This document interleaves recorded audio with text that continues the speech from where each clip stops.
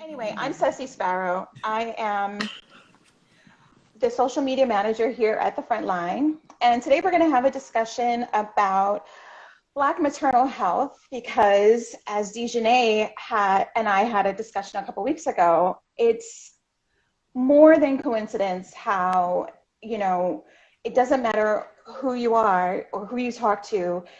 There are so many either very traumatic or very tragic birth stories. On top of that, in talking to Diarra and talking about, children in general and families and trying to keep your families healthy and safe, how, it all goes back to reproductive justice and people, especially Black people. I have to say people because not just women can get pregnant, people in general. It all goes back to us having true autonomy over our bodies and our decisions that we want to make with our lives and for our families. And so I want to introduce that topic now to have us jump in because I believe you two ladies are the best ones to talk about that. So jump on in. You can introduce yourself again. You do a better job than I did. Okay. Yeah. Do you want to go first? Or should I? I'll go first. Okay. Okay. Yeah. So my name is Jada. I'm the campaign director of Reproductive Justice at Moms Rising. And I'm really excited to join this conversation because a lot of the times we disconnect reproductive justice and reproductive health and our rights from a lot of the issues that are happening and going on right now, like police violence. So this is going to be an interesting conversation because reproductive justice and police violence are definitely connected. And I'm happy to talk a little bit more about that. But Dejanay, you can introduce yourself first. So I'm Dejanay. I'm a digital strategist actually with the People's Bailout. And I also, it's so interesting because I think a lot of people don't necessarily connect those dots, how reproductive justice is also like, it's just a framework for how we live our lives, right? And it goes beyond birthing, right? I should have the ability to live in a healthy community that's not over policed. I should have the ability to decide if and when I have children. That means access to reproductive health care. That means access to birth control and access to even to abortion, right? And so I'm so glad that we're talking about reproductive justice. I'm so glad that we're connecting all of these dots because it is so easy to single out issues, right? And we see politicians do that a lot, right? It's just about police, and it's just actually you're taking away my right to live as a Black person in America. And so reproductive justice is just a framework for how we provide opportunities for Black women specifically and Black people to live healthy lives. Absolutely.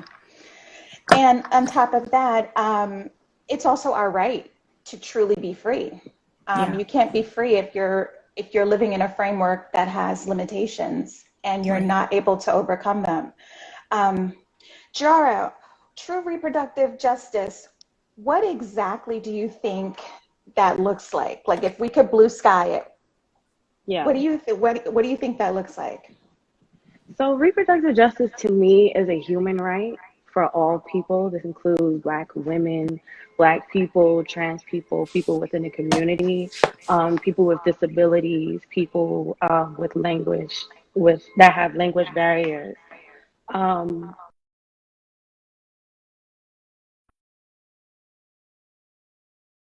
Did we lose Ceci? No, she's here. There she is. Okay. No, right sorry. for everyone to maintain bodily autonomy. Like Dejanay said, it's the right for equitable access to health care, birth control, domestic violence services, prenatal services. A lot of the time when we talk about reproductive justice, abortion gets all of the spotlight, right? Abortion is like the it girl of reproductive justice, but it's really not.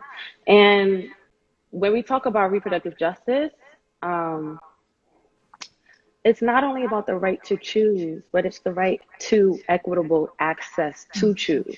A lot of the times, women they have a choice, but don't even have the access to obtain that choice. So that's what reproductive justice is all about. It's about creating pathways, equitable pathways.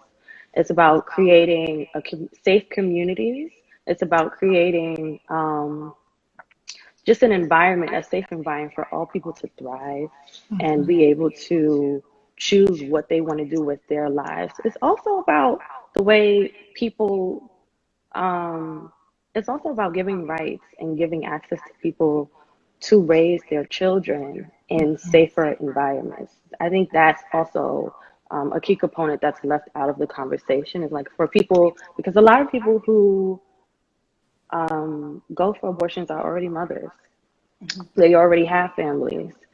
So reproductive justice also includes people with families and making sure that they have the option to raise their children in safer communities, in communities where sex education is not only a 25-minute class in school, to make sure that people have sex educational classes that are not only offered in English, that are offered in Spanish, Mandarin, and other languages, making it equitable for everyone. Making sure that people who, not every person of color is going to look for an abortion. Some people want to have children. How can we offer prenatal services to them? So just things like that. That's what reproductive justice looks to me. It's just inclusive of everything, including maternal justice, including safer communities, anti-police violence, all of that falling under the umbrella of reproductive justice. So that's what it means to me. That sounds like a truly free society. Like if we all had equal access to that, imagine the opportunities we would have. I think also, Diarra, you bring up a really good point about most people that seek abortions already have families and they already have the necessary resources to provide for their families, and they feel like having another child or bringing another child in puts them at risk, and not having the option to decide the size of your family, or maybe this is not the right time in the family's dynamic to include another child, or maybe, who knows, it could be any number of reasons why people choose abortion, and it's up to everyone, every individual, to decide that for themselves. I don't think anyone deserves to be penalized or looked down upon for making the choices they need to make for their families. And I think it's important that, when you educate people and when you allow people true autonomy, it allows us to step back from a judgmental point of view and be more of a community and a support for families. I know, Dijanay, you and I discussed, or you brought up in our discussion a couple of weeks ago about advocacy, how Black women in particular, when it comes to getting prenatal care or going through the process of pregnancy, I have to stop saying women, Black people in general, going through maternal care, how we don't have enough advocates. There's a gap there. Do you want to expand on that? Yeah, I mean, like, we all have heard this statistic, right? Black women are 3 to 4 times more likely than white women to die in childbirth, right? And we also know this extends beyond education, because Black women with college degrees are still more likely to die than white women who dropped out of high school, right? We know it extends beyond hustling, because Serena Williams, who is wealthy, she got all kinds of money. She still had to advocate for herself, right? And so a lot of times we're not even thinking, when we think about birthing experiences, it's just the labor, right? But what supports are in place for Black women to really be able to bring life into this world with health experts who listen to them, right? They just did a poll a couple years ago that said, do Black women feel pain? And doctors said, no, they don't feel pain like that. What? What kind of madness is that, right?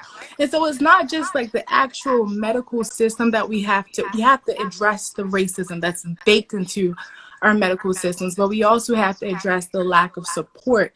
And that's why these push for doulas and a push for midwives it's so critical, because we have to build in support if we're to actually live these reproductive justice lives. And then beyond like the doula and the birthing support, we have to begin to reimagine a world where we have to begin to reimagine what safe communities look like, because over policed communities don't mean that the community is safe.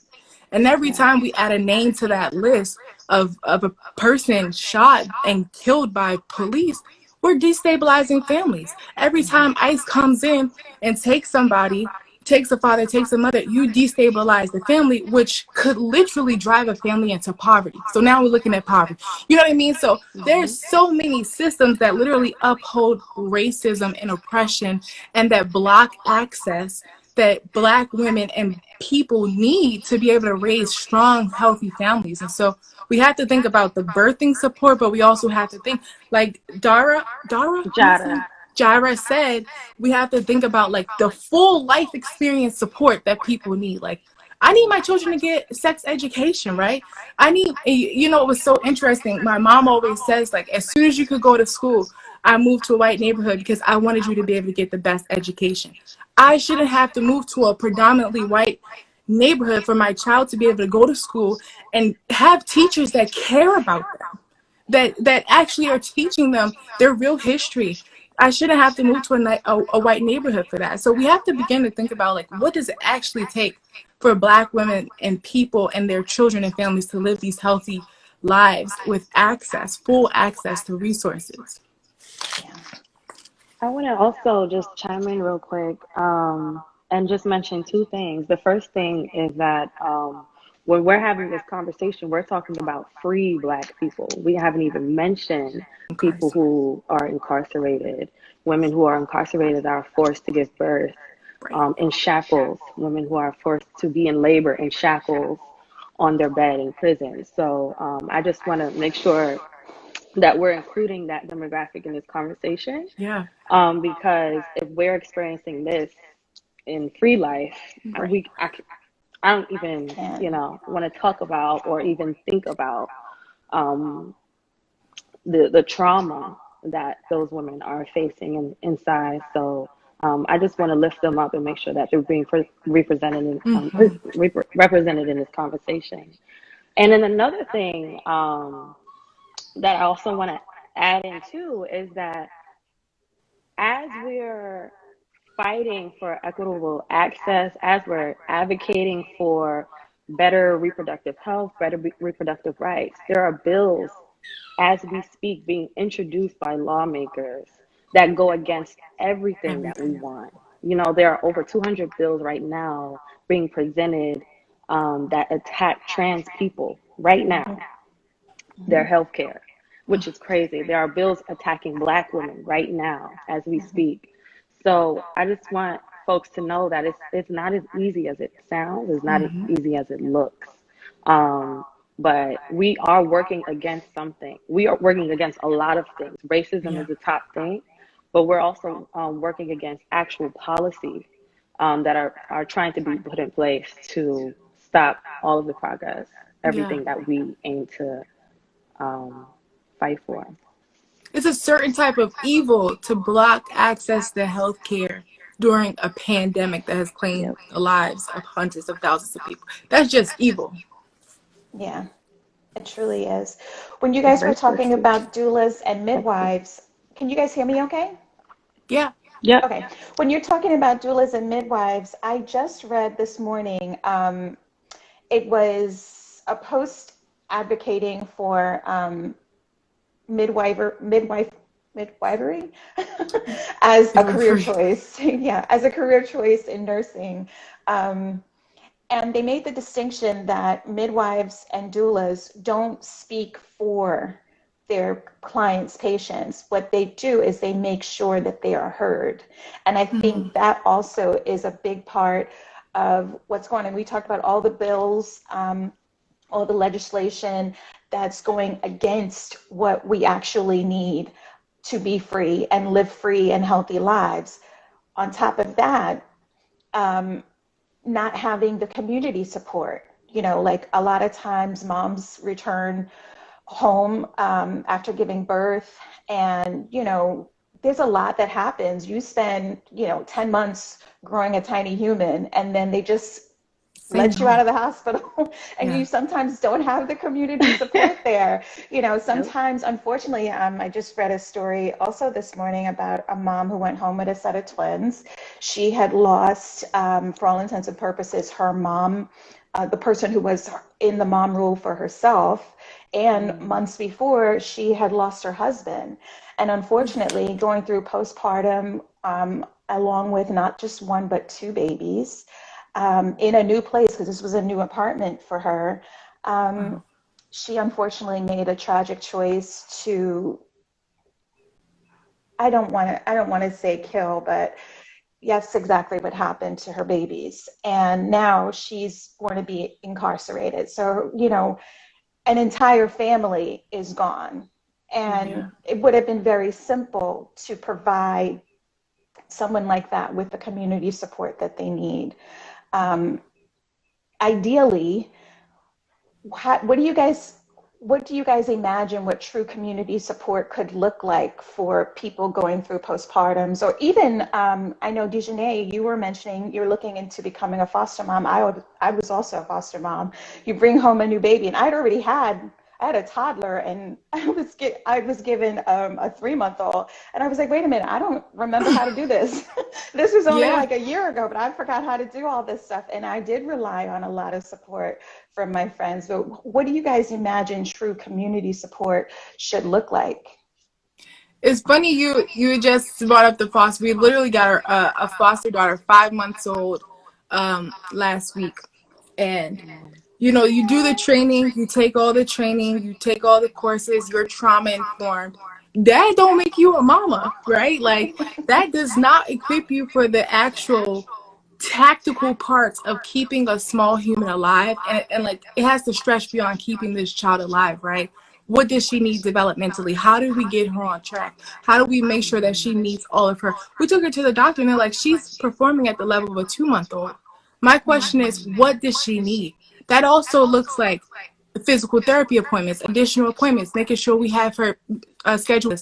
That means taking time from my job. Do I have the support of my employer to do that, right? And so being in this position, it really makes me think, like, it's easy to look at her mom and demonize her mom because she's in foster care, but did her mom have access to the support to get her to take off of work? Did she have PTO? Did she actually have health care to be able to provide for her child? Did she have enough time to take off of work to call the WIC office to get the formula that the baby needs to meet these developmental milestones? So it really just begins to shift your mind so much. And then you also mentioned the postpartum care. I think it's something like 60% of these maternal deaths, they happen during the postpartum period, the 6 months after you give birth. So we really have to bake in support. I know that we're meant to talk about Momnibus, and Momnibus has so many bills, and some of those look like reimbursements for doulas. It looks like setting up an infrastructure where moms and families have the mental health support that they need after giving. I need them. I email my therapist today, like, sis, what's good? When do you have availability? Because I need a prayer. I need a lifeline. And mind you, my mom who's a full-time, like, she's up there, right? Every single day. What time you get off? Where you at? What you doing? You ain't got no plans because this baby's here. She needs you. And so do I. And so, like, me being able to call my family and being able to tell my one of my best friends who's watching now, being like, hey, I'm sending you a stroller. That is a support system. That is a tribe that allows me to show up right now and without brain fog and everything else, right? And that we have to begin to imagine a world where not just the elite, not just the people with full-time jobs, not just the people who have traditional family settings can show up and have the support and have the mental health resources and the health care that they need to be able to bring a baby into their home and love on them.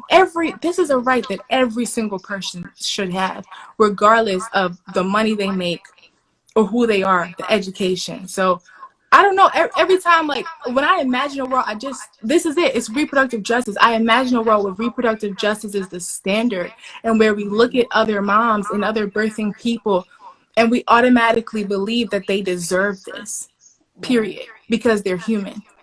Yep. Yeah. Yep. Everything you said.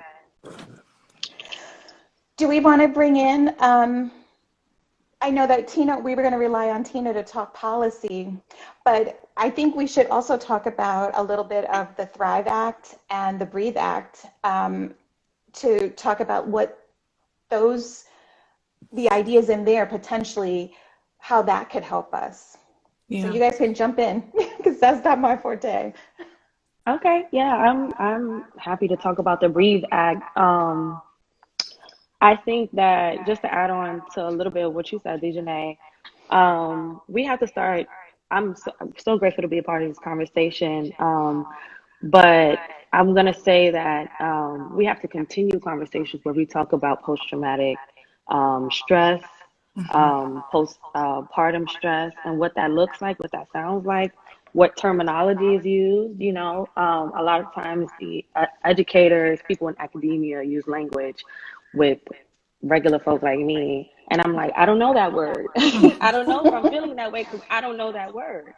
And so being able to identify with what it is we're actually going through, being able to connect doctors and their clients, being able to connect nurses and healthcare providers with their patients so that everybody is speaking the same language so that we know what that patient needs and what they're going through, what they're feeling. I think that's one of the key components, is that there's a misunderstanding between providers and patients, and people don't know people know how they feel, but they don't know how to articulate it. Not to say that we're dumb. We are the most educated group right now.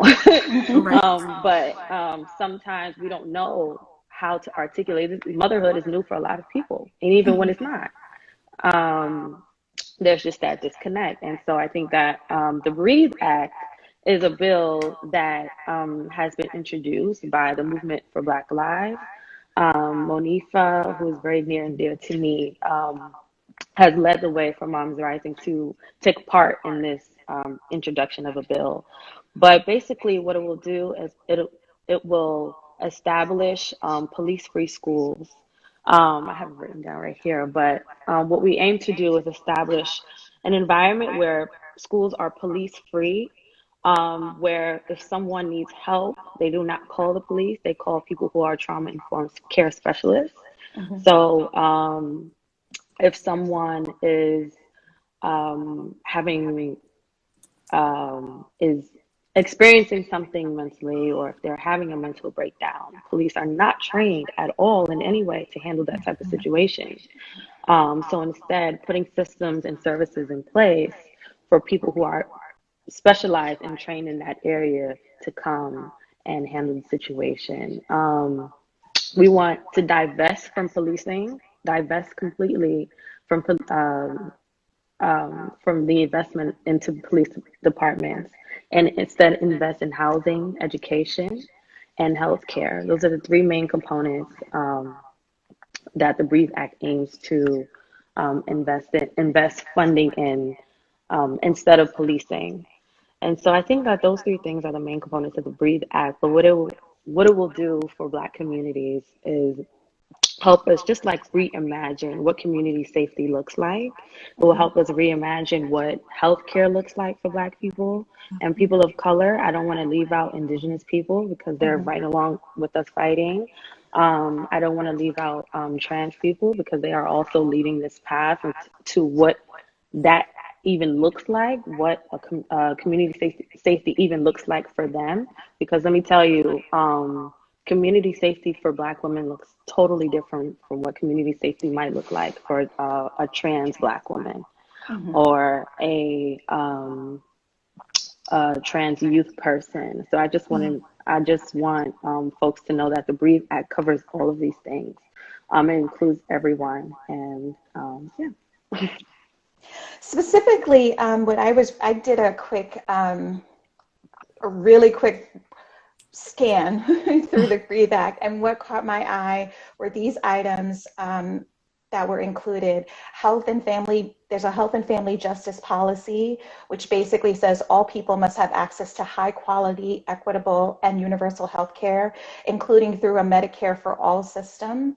And the other thing was the Health and Family Justice Grant Program, which expands or enhances the services offered through neighborhood-based healthcare centers. So that's something that I think since forever, since I was a kid. I grew up in the projects. Shout out to Bronx River, a million years ago, and we did have community programs, but it was once again a question of accessibility. If you have community programs that are only available at certain times of the day, well, my mom, left the house at 7. I didn't see her until 7 at night because she had to go catch a train to go all the way downtown and get back. So I was with a sitter.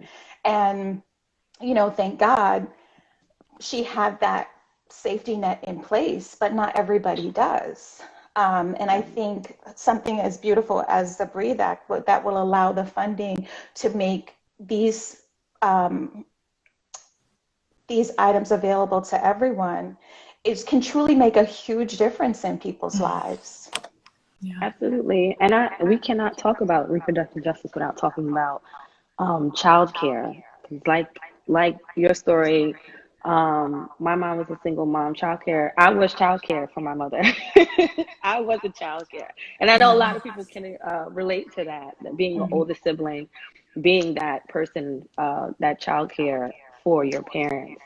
So when we talk about reproductive justice, we also have to include that. So definitely services like that are included in the Breathe Act will assist many parents and caregivers and support them in taking care of their families and just living their lives. And like Dejanay said, making space and room to do the things that they want to do, not the things that they need to do. That is not you cannot thrive in a life when you're always doing things that you need to do.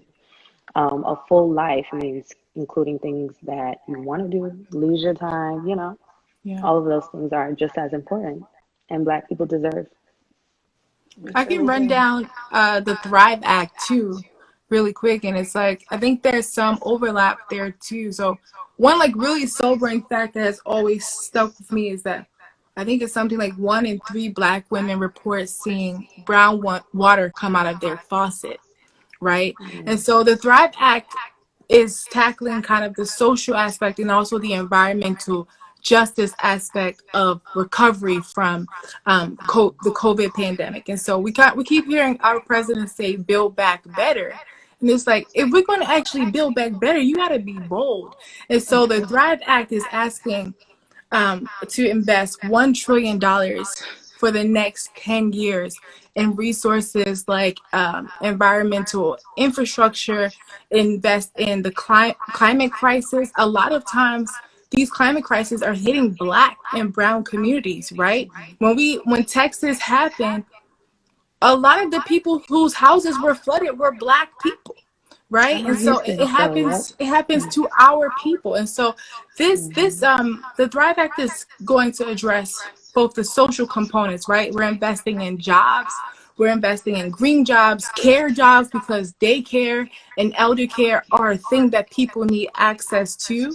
And it's also going to invest in the infrastructure because we only get one world, right? And in investing in our world and investing in Black women, we pull everybody up, right? Because if Black women win, we all win. If we're being honest, we all win if Black women win. So the Thrive Act is a bold recovery plan to invest a lot, what might seem like a lot of money. And that's another thing. People will be like, that's a lot of money. Yes, but it's our dollars. Give them back to us. Invest them in the things that we need them invested in if we're to thrive in this world, in this nation. So that's the Thrive Act. And I'm just going to plug right now, the People's Bailout is doing a call. We're driving calls to senators right now to ask them to support the Thrive Act. But and the link is in our bio, I think the link is in the Frontline's bio, but we can tack on the Breathe Act, support the Thrive Act, support the Breathe Act, support Momnibus. Make sure they're supporting all of these things because we're their constituents. They answer to us. Right? So they should be supporting and fighting for the things that are going to help us to live and to essentially thrive in our communities and to live reproductive justice lives as well.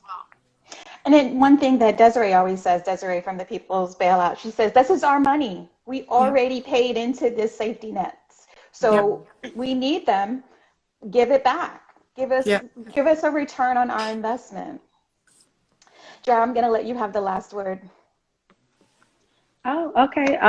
I just want to say that I love, Dejanay, that the Thrive Act is tackling environmental justice. That is, whew, that's a whole Yes. nother thing. Is And right. I'm so happy to see that the movement for Black Lives is also tackling environmental justice with their new green bill that they're proposing. I think it's called the Red, Black, and Green Bill.